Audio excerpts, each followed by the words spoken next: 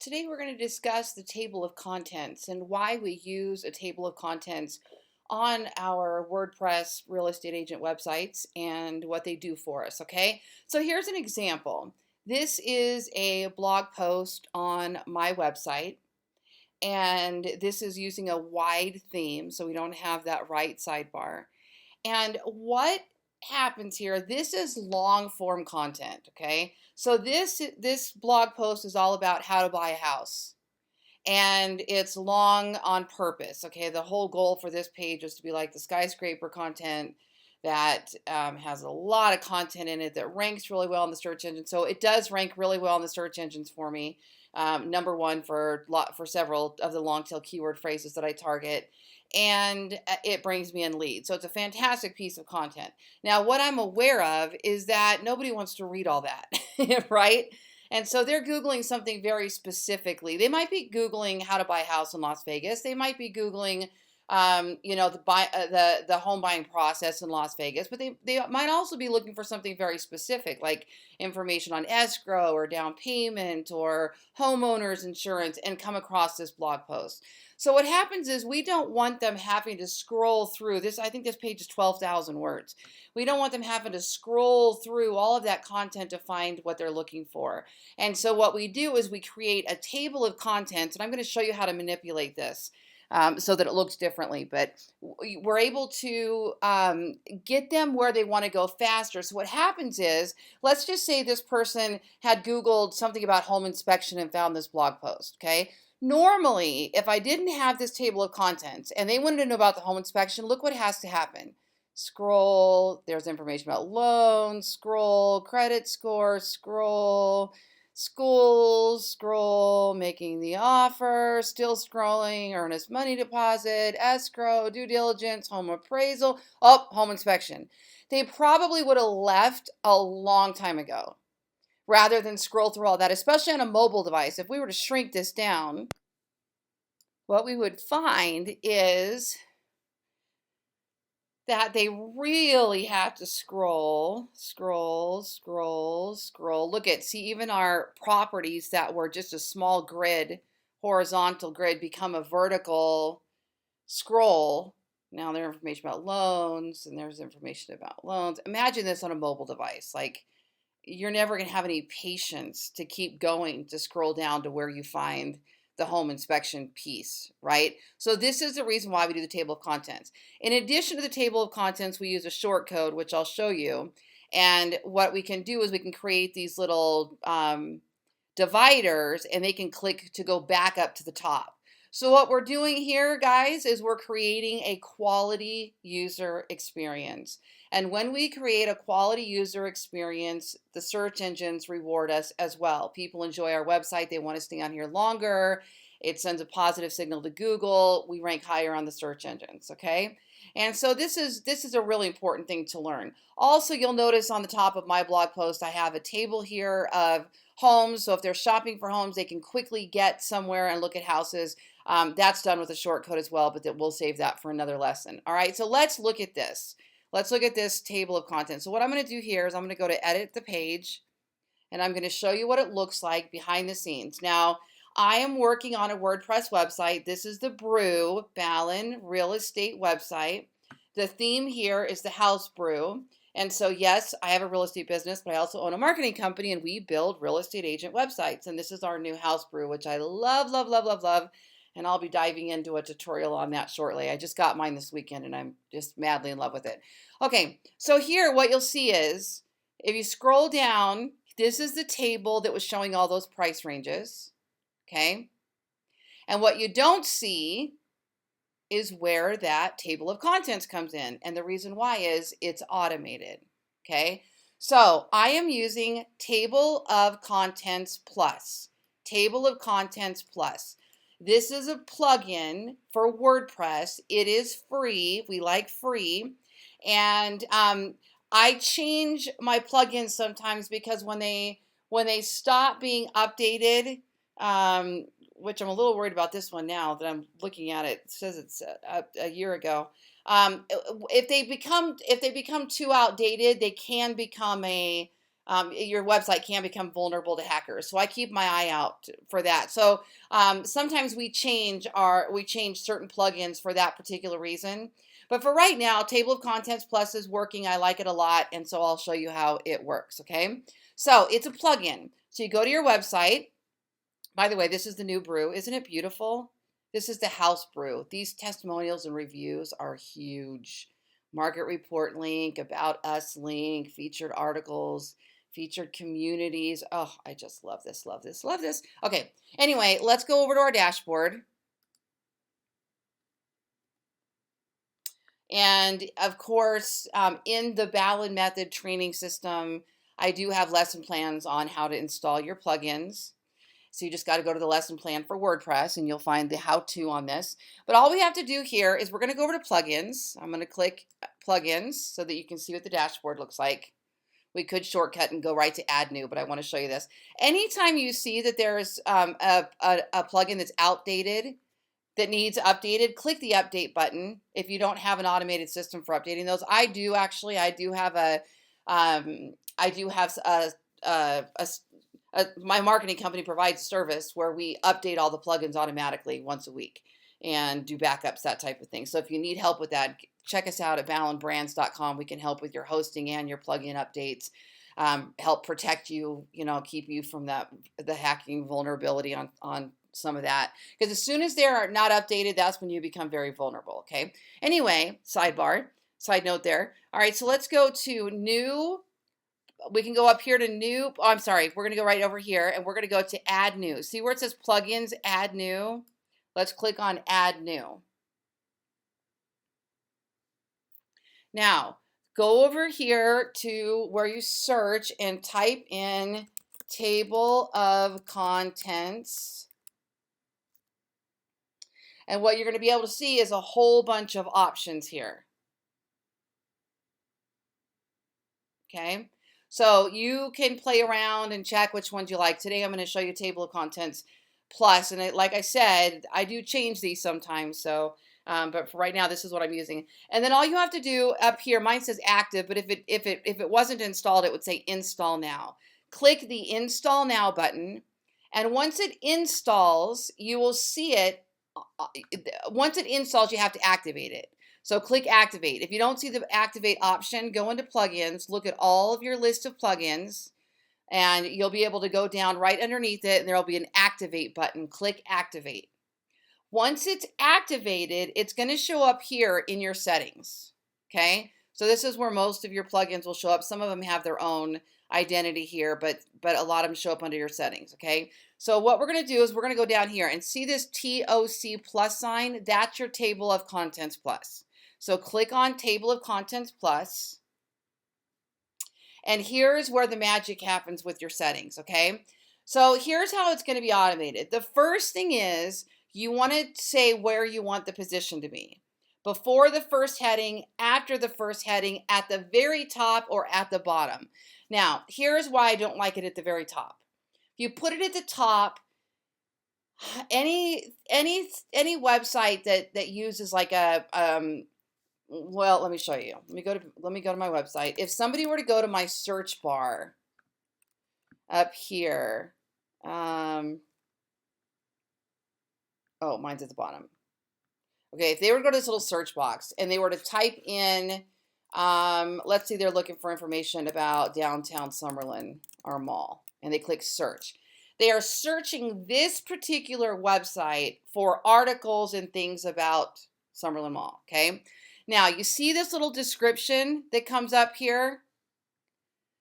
That's important, okay? This is going to be what they grab onto and the first thing they see. If that table of contents is at the top, it just jumbles up the table of contents and merges it into two lines here, and it's really messy.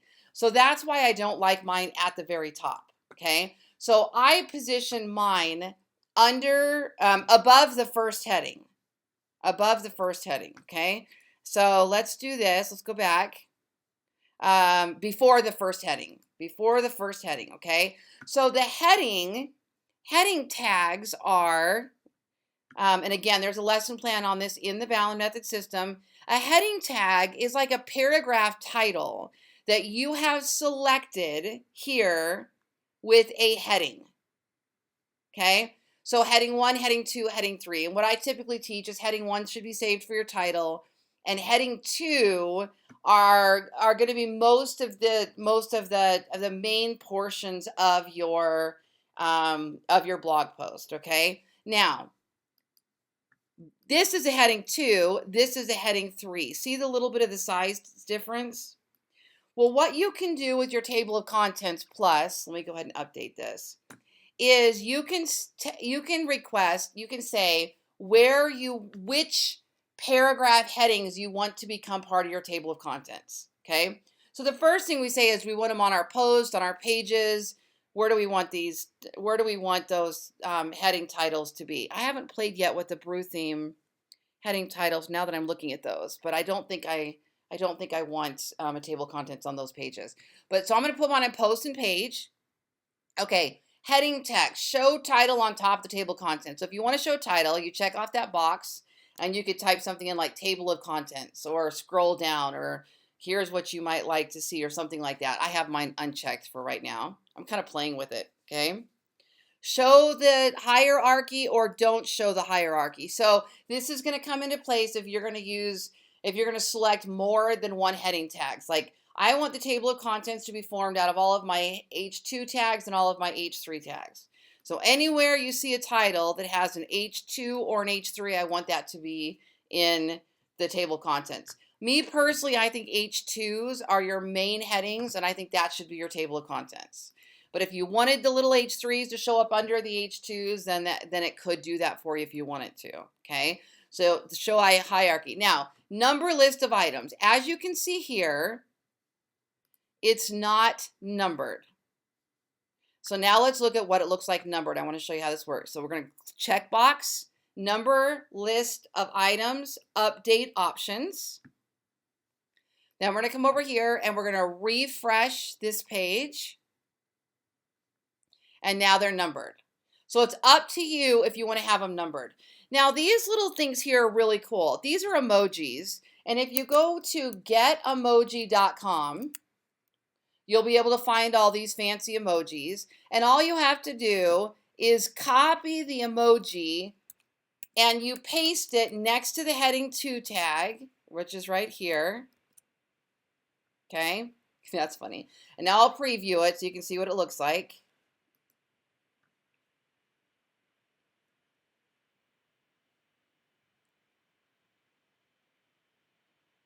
Oops, for some reason it didn't work. It's there. Update.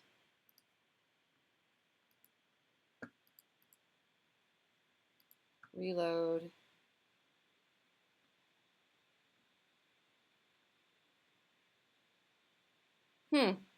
So you have to play with this. Let's do this. Let's try something different. Let me click on house. Do a little search here, and let me take one of these guys. I think you have to do the search first. I might have messed that up. Okay, hold on. I'm just now playing with these emojis. They're pretty cool. Okay, striking the right balance, down payment.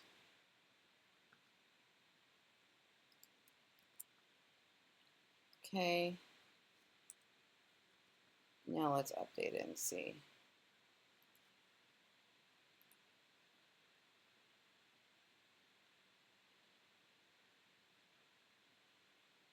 Yeah, there it is.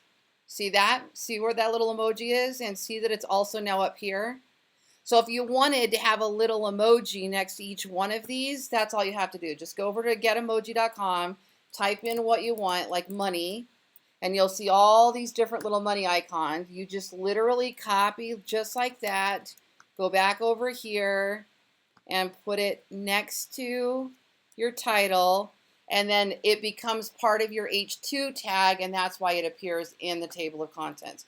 Personally, I really like this. Now, what you need to do, testing and measuring, and it looks great on mobile, by the way, test and measure your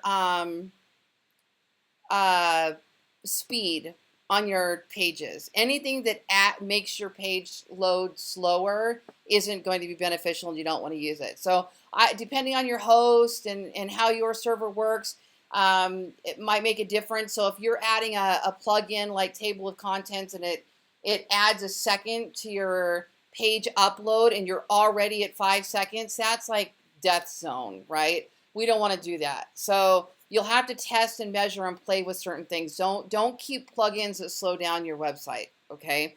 That's just something to keep in mind. So you can play with that. And then, okay, so there's our now we have our numbered list, right? Which I think actually looks nice. I can't remember why I didn't like that. There was one of the pages that I was doing that I already had numbers or something, and it was numbering on top of the numbers. So, but I do like the look of how clean that is with the numbers, okay? And so then you can enable a smooth scroll effect, or so that it's like when you click on here, see how it scrolls down the page? If you didn't have a checkbox, then it would just shoot down the page and you wouldn't see that scroll, okay? Let's see if I can show it to you. So we'll uncheck the smooth, update options. Then we'll go back up to our table of contents. Okay, now it should, oops, we still did a smooth scroll, hold on. Let me refresh the page.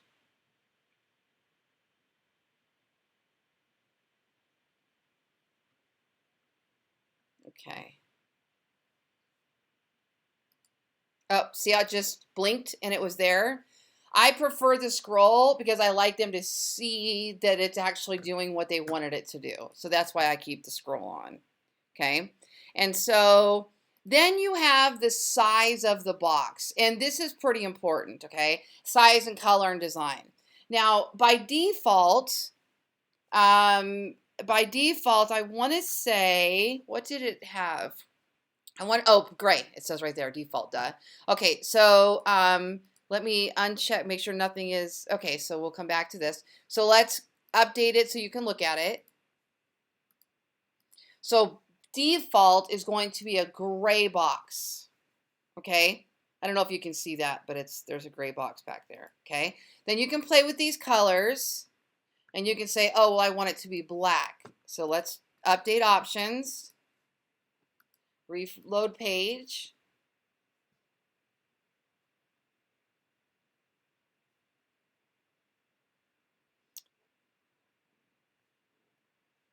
Come on, where'd you go?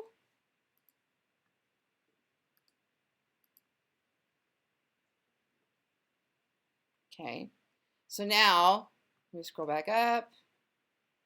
There's a black box, okay?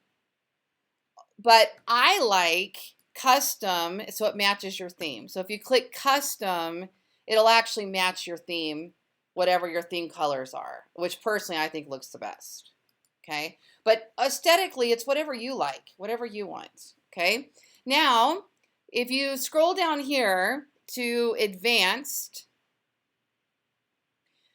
oh, by the way, you can also customize the colors. You can just play with the colors right here and say, oh, I want the background of this to be green or whatever. So you have some customization options. So now you can say, I want to hyphenate. I want to use lower cases. You'll have to play with those. I'm not going to go through each one of those. Show the table of contents for qualifying items on the home page. I don't want my home page design messed up, so I'm not putting them there. Preserve theme bullets. So if your theme includes background images for unordered list elements, you can enable this to support them. And here, this is the big one, heading levels. So this is what determines which items go into that table of contents. And you should not be using more than one H1 tag on a page, so that wouldn't make sense to have that one be.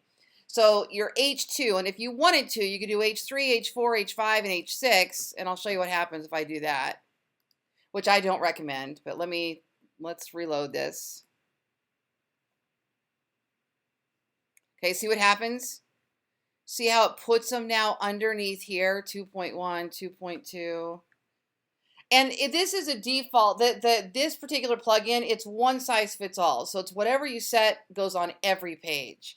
Where there are some more advanced plugins that you can customize the table of contents per page. And I may get into some of those. Typically because I teach and train on internet marketing, specifically for real estate agents, although we do work with other companies, I want to keep things easy. And so I typically will train on easy and effective and free as much as possible, and then bring in the bells and whistles and things like that. So, for example, Rich, uh, working to get a featured rich snippet on Google using schema markup is one of the lesson plans I teach in the Ballen method, and I'm just loving that right now. And there's a plugin for that. There's several plugins for that. There's a free one, all-in-one rich schema, and there's a paid one. So I did both, and I did the free one, and now I've got the paid one on all my websites. And on our default house brew, we're putting the free one in there because we found the free one's got as much results as the paid one did, and it was much easier to use. And so sometimes I'll default to the free and easy versus the more complex. So anyway, since this is one size fits all, you're going to want to make sure that however that looks is going to look good on every page. So I'm going to just do H2s on mine. Okay. And then there's some more little details you can play with there. I'm leaving mine blank whatever the default is, and that's it. That is how you create this, and so you don't have to put a short code on every page. Now I'll show you really quick the short code though for those dividers, for these here that allow them to go to the top. That's something separate. And I'll have another lesson plan on this coming, but Short Code Ultimates is the plugin I use for this. And I'll go ahead and show you here. All you have to do, this is the plugin. Once you put the plugin Short Code Ultimate, this little box shows up here. So if I wanted to put in a divider here, I just hit enter and go down to where I want the divider. Insert shortcode, divider, and now it will automatically pull the defaults of your theme. I click insert shortcode, and there's the divider. And then once you have that, all you have to do, you can just copy that really and put it wherever you want. You don't even have to go up to the shortcode box again. You just can copy that because it's already in there. Unless you're in there changing, making each section different, there's no reason you can't just simply use that shortcode. Okay, and so I'll click update. And again, don't go crazy with them, but wherever you believe there's a break where the person may want to scroll back to the top is where you want to have those dividers. And I'll show you again, if you scroll down and look at this on mobile, those dividers are going to come in very handy because after all these chunky paragraphs, there's a good chance they're going to click that, they're going to go up to the top, and they're going to go somewhere else. And the secret to good mobile design is giving them somewhere to click. A video, images, table of contents, related article. In fact, I'll want to break this up. This is too chunky. This is a great example right here. So get approved for a loan on a desktop. Where's my get approved for a loan? On the desktop, it's almost all above the fold. See, we barely have to scroll to get that whole article in there, to get that whole section. So it's fine. But when you look at it on mobile, it's now big, chunky, too many scrolls. You see the difference? So you got to be designing for mobile. You have to be including those calls to action and page breaks and videos and images and things for them to do. So these little short codes are great for that, okay? So that's it for today. I'm Lori Ballen, of course, in Las Vegas. Lori Ballen team, Ballen Vegas would love your referrals. Check out the Ballen Method if you're not learning already on the Ballen Method at theballenmethod.com, and marketing company and real estate agent websites at ballenbrands.com.